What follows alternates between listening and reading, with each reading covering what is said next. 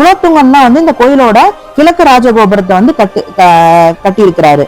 அப்புறம் வந்து நாயக்கர் வந்து, அதாவது அசுத்தப்ப நாயக்கர் அப்படிங்கிறவர் தான் வந்து வடக்கு ராஜகோபுரத்தை கட்டியிருக்காரு. சோ இந்த மாதிரி நிறைய மன்னர்கள் வந்து இந்த கோயிலுக்கு வந்து திருப்பணிகள் செஞ்சிருக்காங்க.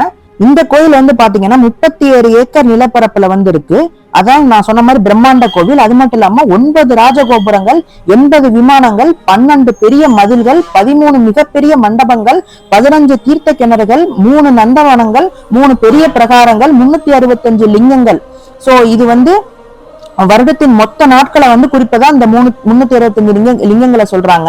சோ அது மட்டும் இல்லாம 100க்கும் மேற்பட்ட சன்னதிகள், 86 விநாயகர் சிலைகள், 24க்கும் மேற்பட்ட உள்கோவில்கள். அதான் இந்த கோவில் வந்து பாத்தீங்கன்னா நீங்க வந்து மொத்தம் 3 பிரகாரம் நான் சொன்ன மாதிரி இருக்கும். அதுல 3 பிரகாரத்துல முதல் பிரகாரத்தை கடந்து உள்ள போயிட்டீங்கன்னா நீங்க கோவிலுக்குள்ள கோவில்கள், அதாவது ஒரு கோவில்கள் நகரம், ஒரு டெம்பிள் சிட்டி அப்படிங்க அந்த மாதிரி